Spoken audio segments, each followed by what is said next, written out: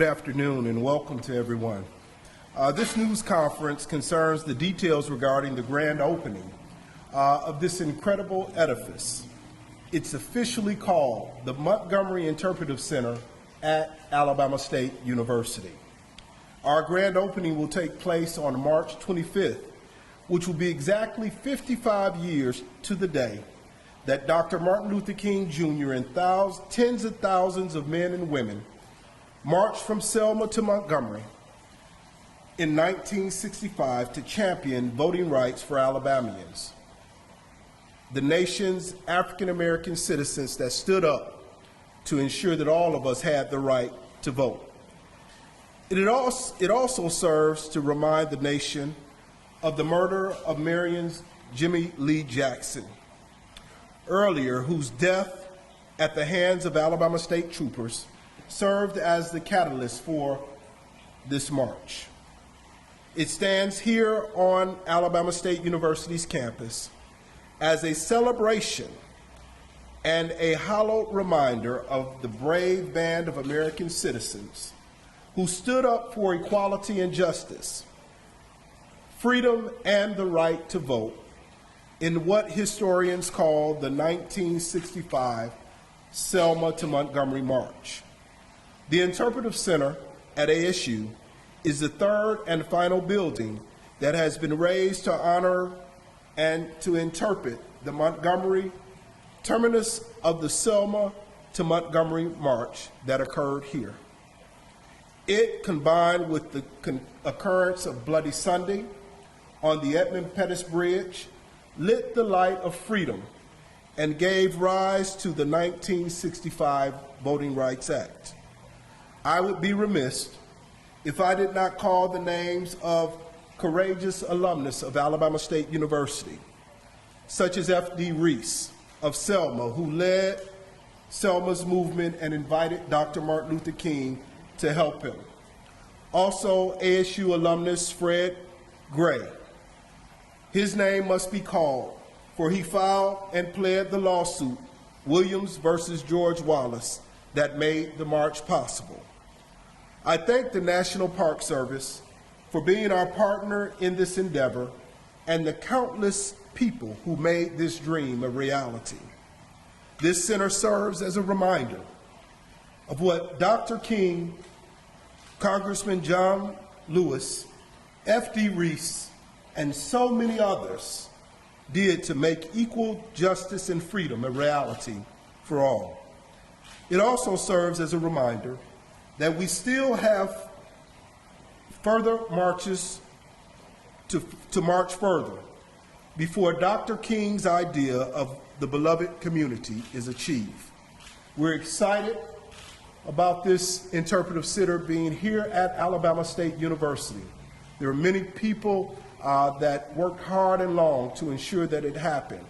And so we're just thankful to have the partnership with the National Park Service to see this come to fruition. And so now I'd like to introduce you to you, Superintendent Myers from the National Park Service. Well, so much, you've said everything. I'd like to just talk about this wonderful partnership that we have with ASU. This has been a journey of love. The way that the building is designed, as the President mentioned, is that it's still under construction. However, we are going to have a sneak peek this weekend for Jubilee. So we'll be open up Saturday, regular business hours from 8:30 to 4:30, and on Sunday from 8:30 to 6 o'clock, I believe, just as a sneak peek. So you guys are more than welcome to come. Many partners worked on this, ASU, Groundwork USA, 95 National Park Service, but 95% of the work that's been done in this building has been done in-house or with local contractors. So we try to hire local and shop small. That's it for me. I hope to see you guys this weekend. Any questions? We're here. We'd like to introduce Dr. Franklin and Dr. Robinson for a few words. And we also also begin by thanking the National Park Service for the outstanding job they've done in preparing us for the opening. The National Center for the Study of Civil Rights and African American Culture at Alabama State University has worked more than 15 years to chronicle this story. So we are so pleased to prepare for the grand opening on the 25th of March at 11 o'clock. Again, thank you. I just want to reiterate, in terms of the activities leading up to the grand opening, we are having a foot soldiers reception on the 22nd of March. That's at 2 p.m. And what we're doing is inviting back the thousands and literally thousands of young people who participated in the voting rights campaign in this region. There were 1,000 students from Tuskegee, hundreds of students from Alabama State. We had 4,000 students coming from other parts of the nation during spring break to participate in the voting rights campaign here in Montgomery. And so we're asking those foot soldiers to come back to Montgomery so they could see how the National Park Service and Alabama State has partnered in the creation of this celebratory facility. So we're delighted to have that occur on the 22nd of March, but also we're excited about the 25th of March. It's not going to be just an ordinary grand opening. We're going to have students march down from Abernathy Hall. We'll have the band. We'll have voting rights booths and other activities. We'll have music, food, and so that people all over this nation and in this region could come and celebrate the history that was made here in Montgomery and is represented in this facility. So we look forward to seeing you all on the 22nd and the 25th of March.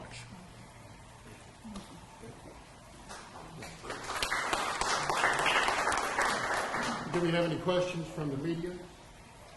Yes, President Ross, what does this mean to Alabama State to have this being a part of the National Park Service? Well, I consider Alabama State University,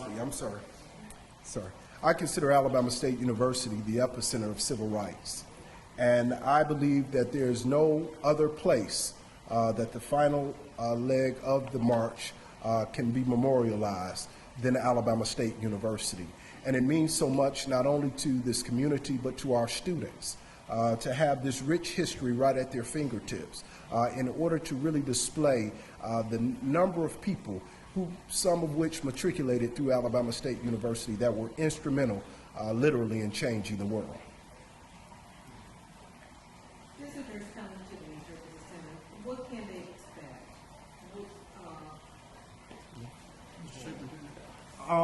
Actually, Dr. Franklin. Kind of the way, you know what?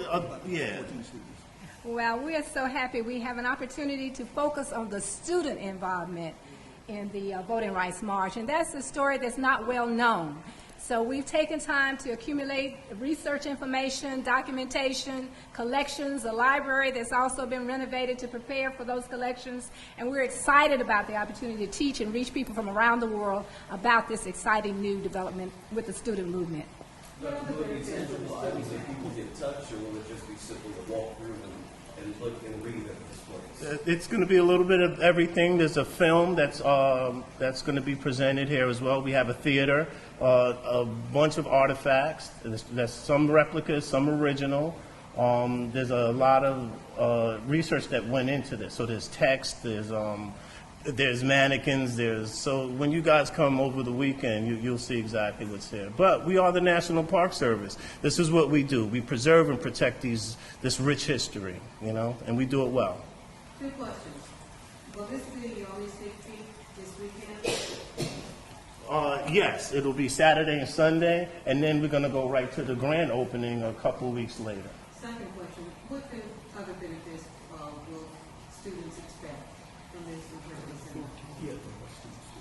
President Ross? We have, through this partnership with the National Park Service, Our students have the opportunity to intern and work with the National Park Service to get up close and personal with actually what happens in the National Park Service, but be a part of this facility. So that is one major thing that we're excited about. And so the exposure, not only for the students here on this campus, but the students from within the community. We'll have community volunteers that will also participate in helping run the center. So we're just excited about this partnership that we have.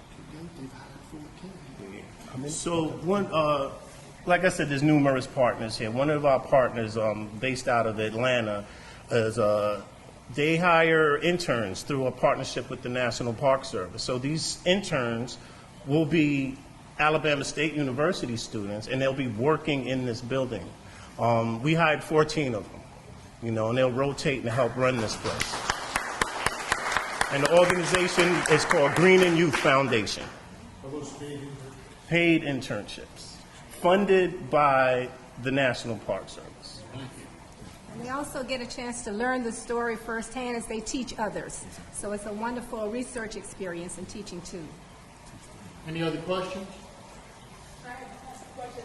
What is the capacity of this facility? 473. And is there a bus lane? Parking in the stadium. Plenty of parking in the Stadium. Bus station? Yes. Buses? Plenty of parking for buses. Stadium parking. Stadium parking? Yes. Great, thank you. And before we finish, everyone has spoken about how students were so involved in this and in the entire civil rights movement. We would be remiss if we didn't let you know today that sitting here beside us against the wall are two of the original 1960 sit-in lunch counter protest students at ASU who were expelled by Governor Patterson.